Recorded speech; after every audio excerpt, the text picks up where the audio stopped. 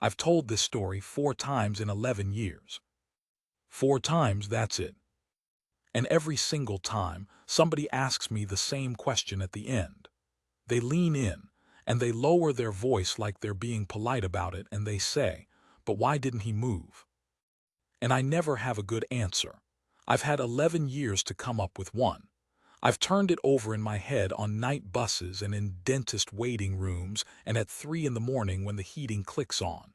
11 years. I still don't have an answer. But I've got the picture. God, have I got the picture. I can close my eyes right now, sitting here, and I can see the shape of him against all that smoke, straight as a fence post, chin level, reins in his left hand like nothing on this earth had happened. And behind him, the whole street coming apart. So no, I can't tell you why. But I can tell you what I saw. My name's Nell. Ellen Poulter if you want it off a form, but nobody's called me that since my nan died. Back then I was 27 and I worked a coffee kiosk near the bottom corner of the park. One of those little green wooden things, about the size of a garden shed, with a shutter that came up on a bad hinge and a Gaggia machine older than I was. The owner was a man called Bassam who I saw maybe once a fortnight. He'd come in, count the float, sigh at something on his phone, and leave. Nice enough. Never once asked me how I was. I opened at 6:30, every morning. 6:30 on the dot, because if you were late the taxi drivers noticed, and taxi drivers have long memories. It was October. I want to say it was the 14th, but Michael, my brother, swears it was the 15th. And Michael's the sort of man who keeps receipts, so let's say the 15th and let him have it. Cold morning. Not proper cold. That in-between London cold where the air's got a wet edge to it and your knuckles go pink but you feel daft putting gloves on. The plane trees were half-turned. Yellow at the tips, still green in the middle, and the pavement outside the kiosk was slick with those big flat leaves that go the color of old tea when they're wet. I'd swept them twice already and given up. The traffic had that early morning hum. Not a roar yet. A hum. Buses going past with maybe 6 people on them, all sat separate, all looking at nothing. A road sweeper somewhere down past the trees. Pigeons doing their thing on the railings, hunched up like little gray men waiting for a delivery. And the smell. That's the bit that stays. The smell of that morning. Wet leaves and diesel and burnt milk from my own machine, and underneath all of it faint but there horses. If you've never worked near a park where they exercise the horses, you won't know it. It's not unpleasant. It's warm and dusty and it comes on the breeze before you hear a single hoof. It smells like something older than the city. I used to say to Michael, that's the only honest smell in London. He'd tell me I was being poetic and to make him a tea. 7:30 and I had my regulars. There was a woman called Priya who did something in insurance and always ordered a flat white and never once looked up from her phone while I made it. Not rude, just somewhere else, every day. There was a bloke I only ever knew as Big Call, 6'4", ex-army, scaffolding, who had a double espresso in a paper cup and drank it in one go, standing, then put the cup in the bin and said cheers, darlin', and walked off. Same every day. Never a word extra. And there was a man with a small brown dog. I never got his name. That's one of the things about the whole business that I've never quite got past. I never got his name, and I've thought about him more than most people I've known properly. He was maybe 60. Cap, wax jacket, that kind of dry, well-kept sort of old man who'd clearly been handsome once and hadn't made a fuss about it since. The dog was a Jack Russell type, little barrel of a thing, wiry. She was called Poppy. He came at 7:50, more or less, and had a tea, and stood at the corner of the kiosk drinking it, and Poppy would sit on his boot and look up the road, and he'd say something about the weather and I'd say something about the weather and we'd both be perfectly happy with that. That's it, that's the whole friendship. 11 years and I still think about him. Around 8 the tourists start. I know it sounds hard calling them that. Some of them are lovely, but when you work a kiosk, you learn to read a crowd the way a farmer reads sky, and tourists have a shape to them. They stop in the wrong places. They stand in doorways, they look up. That's the tell, actually. Londoners don't look up. Tourists always look up. That morning there was a family from somewhere in the States. I want to say Ohio, but I might be inventing that. Memory's a liar, mum, dad, and a boy of about 7. And this boy had a toy horse. Little plastic thing, black, about the size of your hand.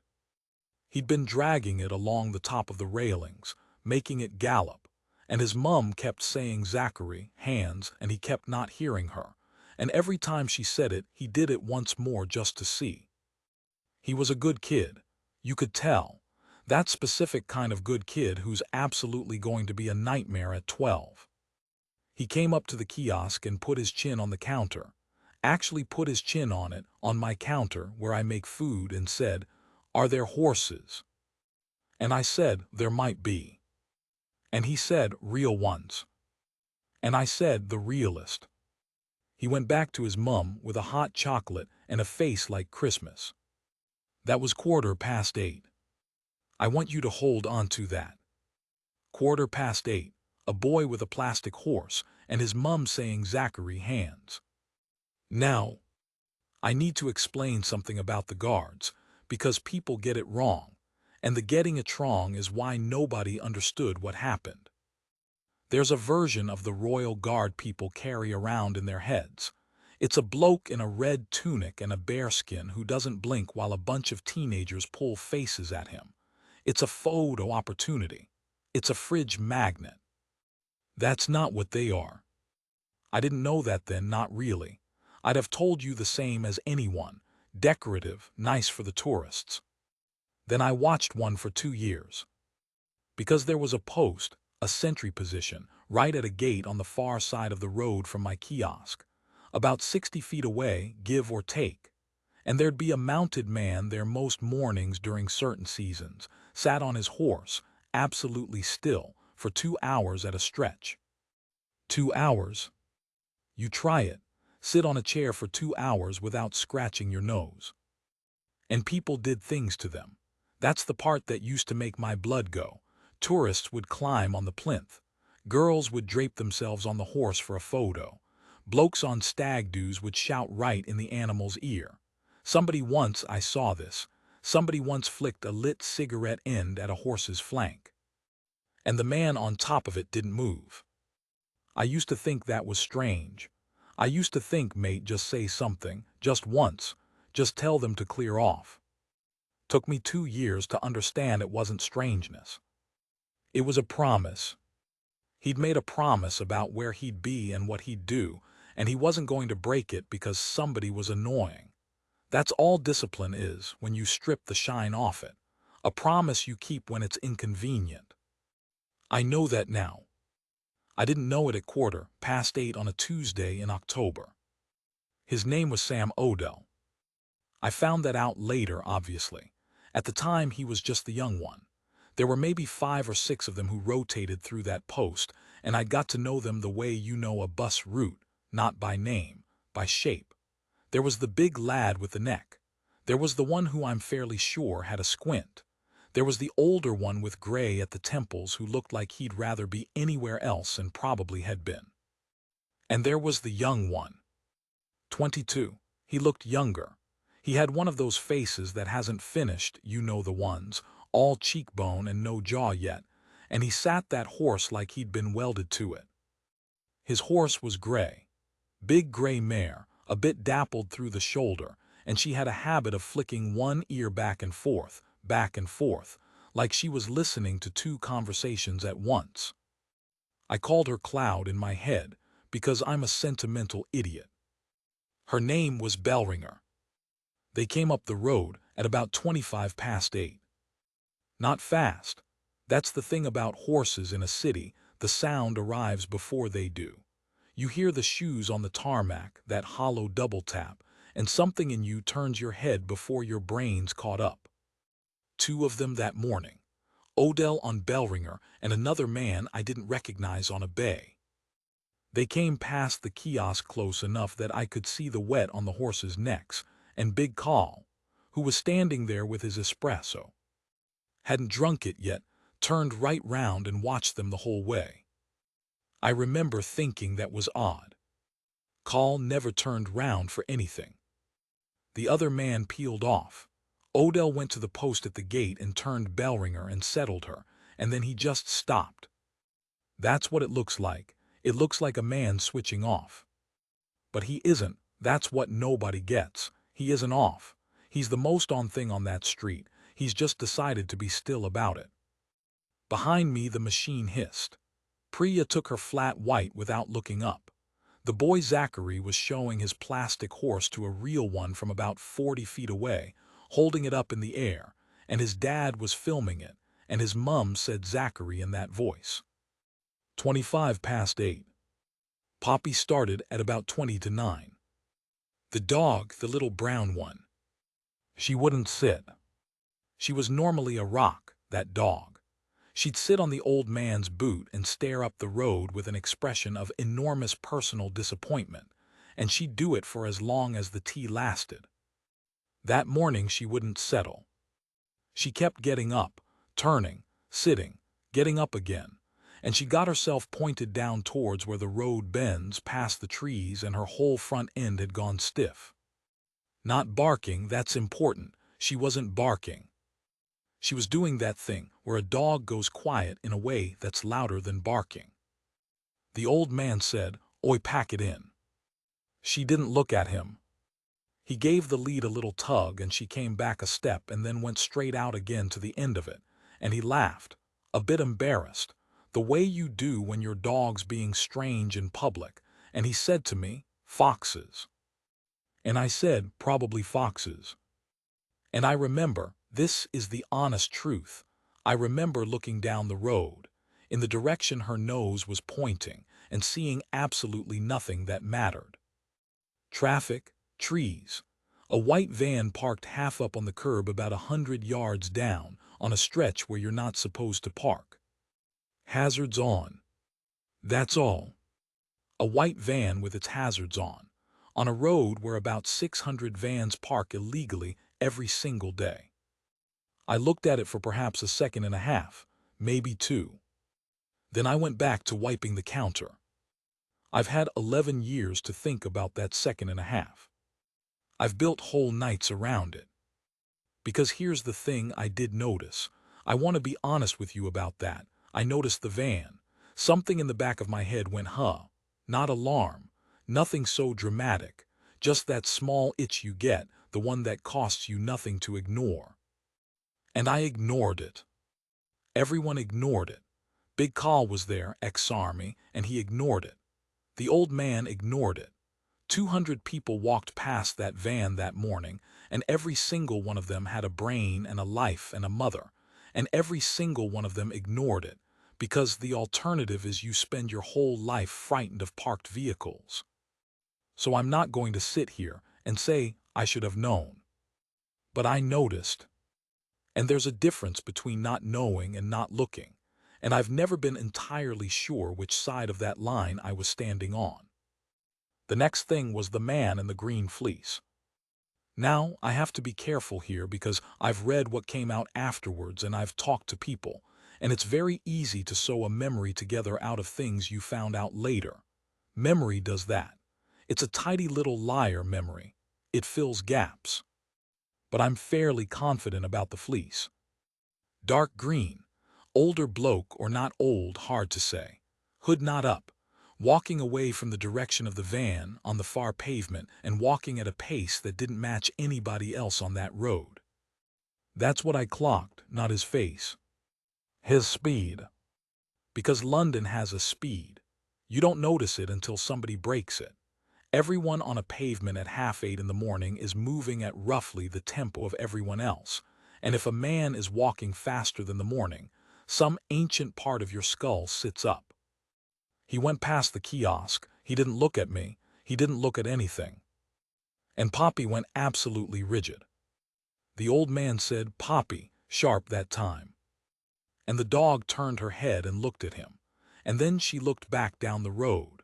And then she did something I have never seen a dog do before or since. She backed up. Right back, until she was underneath him, pressed against the back of his legs with her ears flat. He said, "Oh, don't be daft." He bent down to touch her head. And I remember thinking, with a total, stupid, ordinary calm, I should tell someone about that van. Not because I knew, I want to be clear, I didn't know a single thing.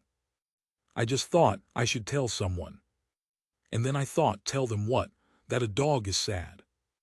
And I picked up a cloth. Here is what I want you to see, please, just for a second. Because everything after this is noise, and this is the last quiet minute, and somebody should look at it properly. 9:15, gray-white sky, thin sun trying wet leaves. Priya walking away with her flat white, phone up, already half a street gone. Big Carl standing by the bin with his empty cup in his fist, not moving, watching the horses down the road with an expression I couldn't read. The old man bent over his dog. The boy Zachary sitting on the low wall by the railings with his hot chocolate going cold beside him because he'd forgotten it, both hands full of plastic horse, making it jump an imaginary fence, and his mother 2 feet away with her hand resting on the top of his head, not even thinking about it, just resting there, the way mothers do. His father 30 feet off, taking a photograph of a tree. And across the road, 60 feet from all of us, on a big gray mare with one ear turning. A 22-year-old man sitting so still he might have been cast. Helmet straight back, hands where they should be. Doing nothing at all, in the most complete way a human being can do nothing. That's the picture. 9:12. I've never worked out what I heard first. People always want it in order. What did you hear? What did you see? What happened next? As if the world queues up. It doesn't. What I've got is this. I've got the sound, and I can't describe the sound. I've tried, and every word I reach for is too small. It wasn't a bang. A bang is a firework. A bang is a car backfiring on Park Lane and everyone laughing about it afterwards. This went through you. It came up through the floor of the kiosk and through the soles of my shoes and into my chest, and it arrived everywhere at once, and it took the whole morning and simply removed it.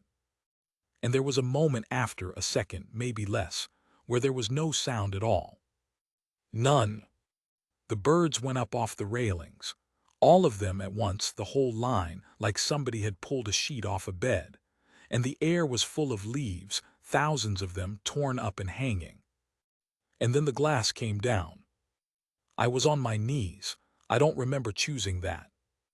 The shutter of the kiosk had come in on its bad hinge, and there was a cup broken by my hand, and I was looking at the cup, thinking about the cup, thinking Bassam's going to dock that, which is what your brain does. It hands you a coin from the wrong pocket.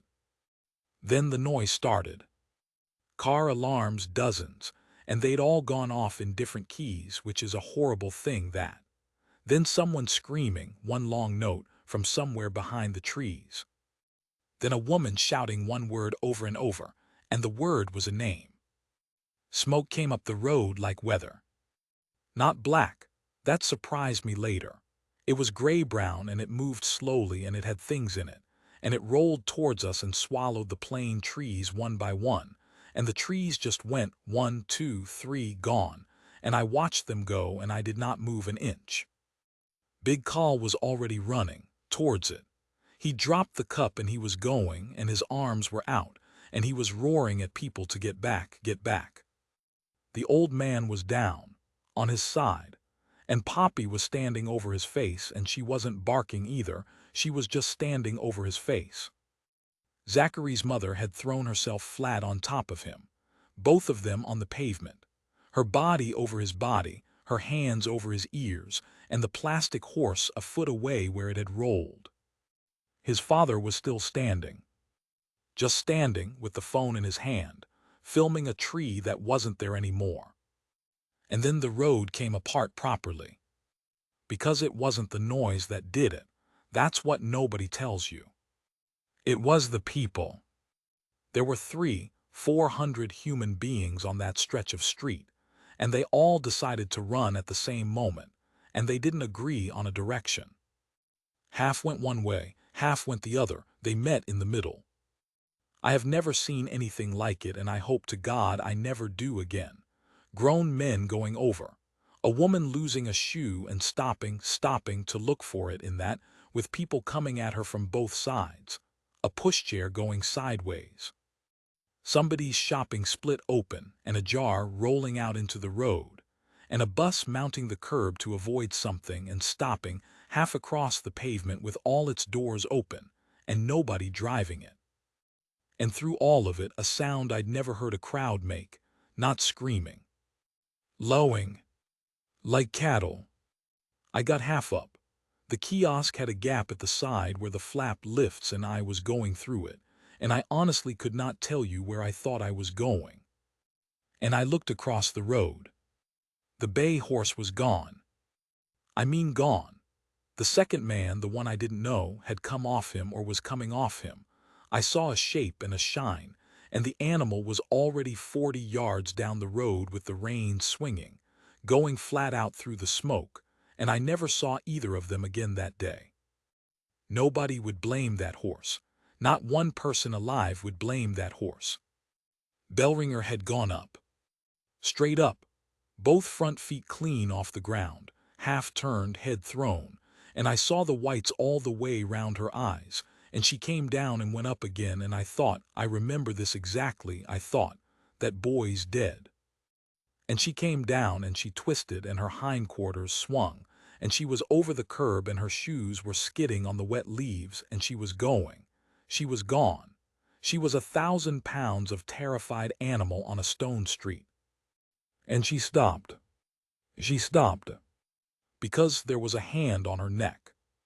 His left hand hadn't left the reins, not once, not through any of it, and his right hand had come down flat on that gray neck. And he was talking to her. I couldn't hear a word of it. There was a car alarm going, and a woman shouting a name, and 400 people making a noise like cattle. But I could see his mouth moving. Steady, not shouting. Just talking to her, the way you talk to a child in the night, and she came down off her front feet and stood, sides going like bellows, foam at the bit, one ear flicking back and forth, back and forth. And Trooper Sam Odell straightened up in the saddle. Smoke rolling over the road behind him, a bus across the pavement with its doors open, glass everywhere and leaves in somebody's shoe. He straightened up, squared his shoulders, and put his heels down. And that was when I realized. He wasn't leaving. Everyone in that street was running, and every instinct in a human body was screaming at him to turn that horse and go, and he had every reason in the world. He was 22, and there was a second device for all he knew, and half of London was coming apart 100 yards from his knee. And he had simply, quietly, decided that his post was his post. I stood in the gap of my own kiosk with a broken cup in my hand, and I watched a young man look down a smoking road and stay there. That was the moment. Not the blast. That. And I want to tell you it ended there, that it was noble and clean, and I could hang it on a wall. But it didn't end there. Because through the smoke, walking up the middle of the road towards him, not away, came a small figure with something in its hand. And behind me, a woman started screaming a name I already knew.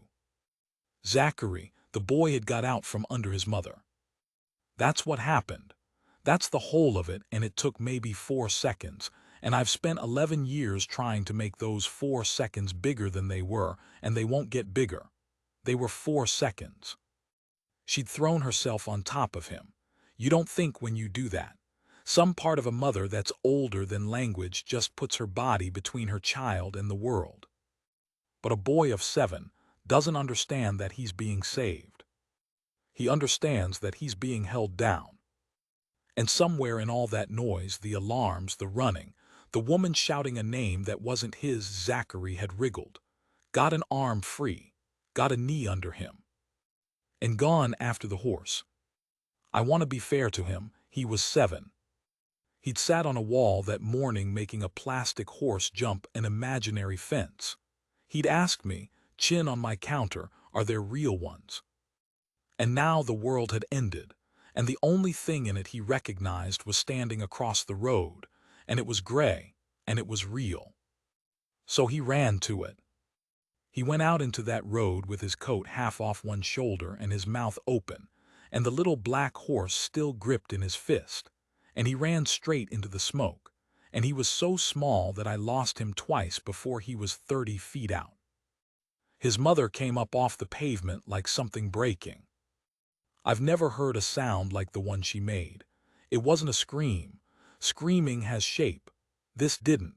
It came out of her in a straight line and it didn't stop for breath, and she went after him and she got 4 steps and the crowd took her. Just took her, swallowed her. She went down somewhere in all those legs, and I saw her hand come up once above the heads. And I did nothing. I want that on the record.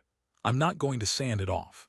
27 years old, standing in the gap of a coffee kiosk with a broken cup in my hand, and I did nothing, for what I have always assumed was 3 or 4 seconds and may have been longer. Because there are people who move. And there are people who find out at the worst possible moment that they are not one of them. Big Carl was gone into it.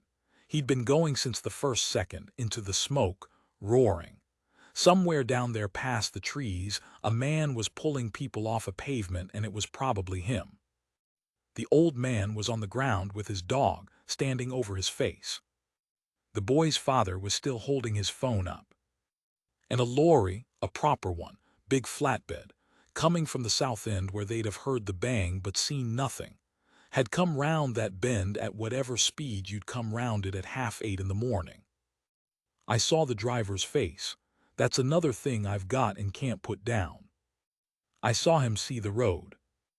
I saw him understand it all in one go. The bus across the pavement, the people, the smoke he was about to enter, and I saw his mouth open, and his arms go, and that lorry started to come sideways. The brakes went on and did nothing. Wet leaves, you could smell them. 22 tons of it, sliding. And the boy was in the middle of the road with a plastic horse in his hand looking up at a real one. I did not see Odell decide.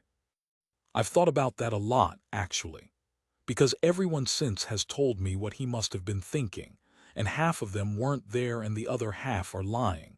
And the truth is that a decision like that doesn't happen where you can watch it. What I saw was a man who had been absolutely still for 400 seconds move like a door slamming.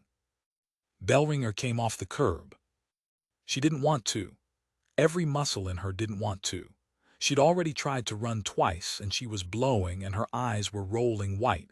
And this animal, this thing built out of 1,000,000 years of runaway, turned her head into the smoke, into the noise, towards the sliding lorry. Because a boy on her back, who weighed nothing at all, had asked her to. That's the part I can't ever explain to people. They always want to talk about the man. The horse went in too. He didn't shout. I'd have heard it if he'd shouted. He came across that road at an angle, not straight at the child, an angle, and I understood why about a decade later when a cavalryman explained it to me in a pub in Windsor and had to draw it on a beer mat. If you ride straight at a child, the child runs. Children run from the front. He went past. He went past Zachary at maybe 1.5 feet, close enough that the boy's hair moved, and as that gray mare went by he leaned out of the saddle, right out, one heel in the iron and his whole body hanging off the side of a horse in a road full of glass. And he got a fistful of the back of that coat. And he pulled. He picked a 7-year-old boy up off a London street with one hand at the gallop, and he swung him, and the boy went up and across the mare's shoulder in front of him like a bag of something, and Odell's arm folded over him and locked. And Bellringer went on. And the lorry came through where they'd been. I don't know what it hit. Not the boy, not them. It hit something because there was a sound of metal folding, and the bus rocked, and a wing mirror came off and went end over end down the road and skittered to a stop about 4 feet from where I was standing, still shaking. I looked at it. I remember thinking it was a strange thing for a wing mirror to be doing. That's what your head gives you. In the worst 4 seconds of your life, your head hands you a wing mirror. They came up on the far pavement, and he had her round in a half circle, and she stopped. She was shaking, great long tremors going down her whole flank, and her legs were doing something at the knee, and there was blood on her near foreleg from something on the road. And Sam Odell sat there with somebody's son under his right arm. The boy wasn't crying. Not yet. That comes later always. He was rigid, both hands locked on the front of the saddle, and his face had gone the color of paper, and he had lost the plastic horse somewhere, and he did not know it yet. And Odell, 22 years old, and I could see from 60 feet that his chest was going. He leaned his head down. And he said something in that boy's ear. Right in it, 2 seconds, maybe 3 words. Then he sat back up, straightened his shoulders, turned that horse back towards the gate, and rode her the 20 feet to his post, and stopped her, and put her square and put his heels down, with a child in his arms, and went absolutely, completely still. I have thought about that more than any other thing in my life. He went back to his post. The road was on fire.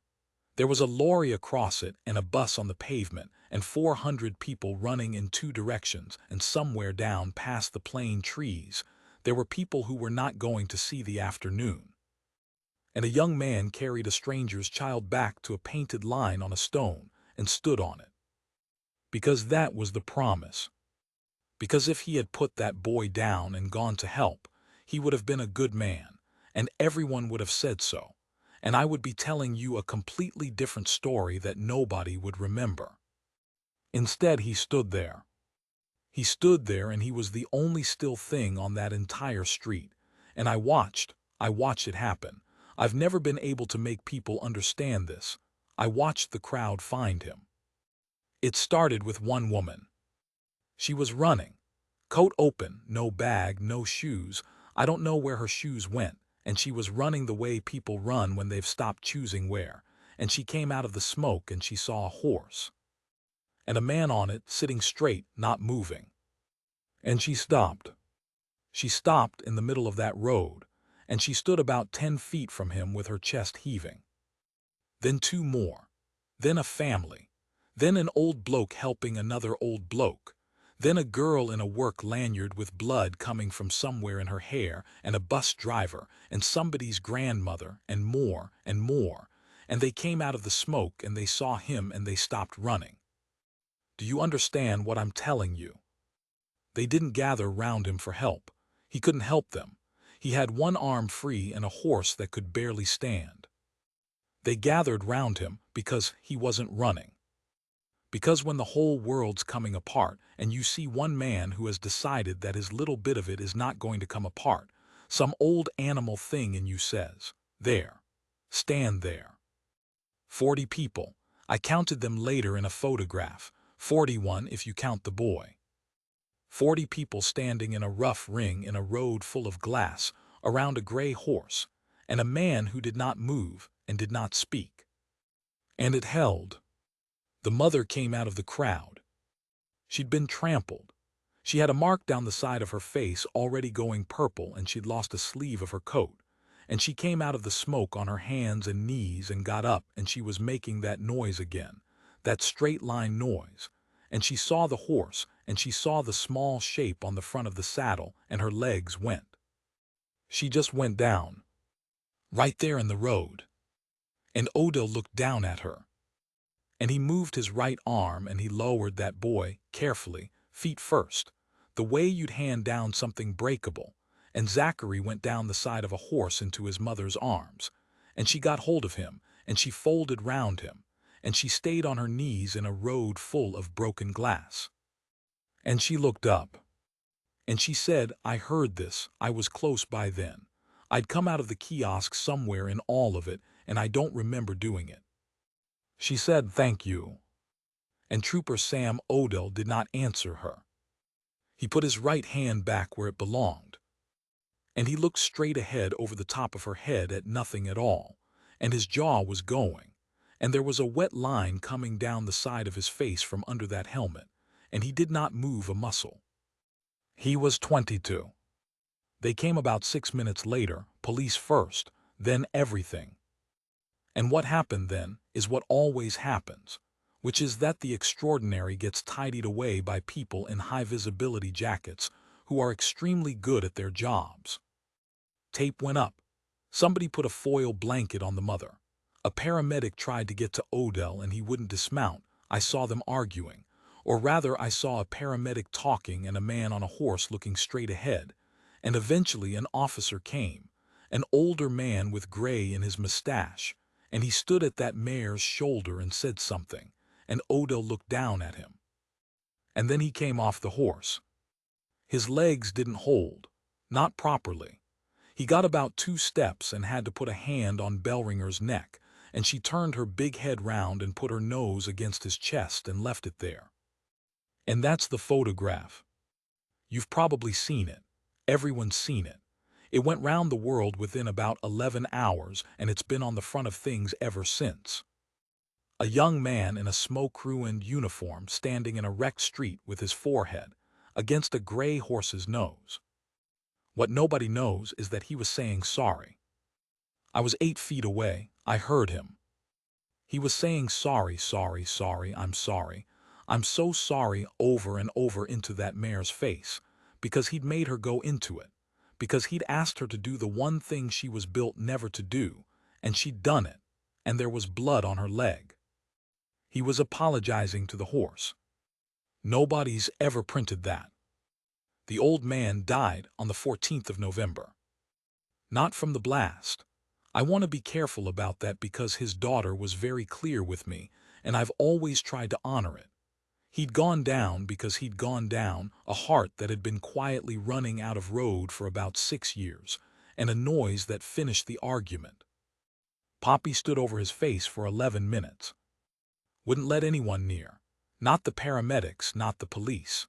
Little brown dog, 12 kilos of her, standing over an unconscious man in a road full of running people, showing her teeth at anyone who came within 4 feet.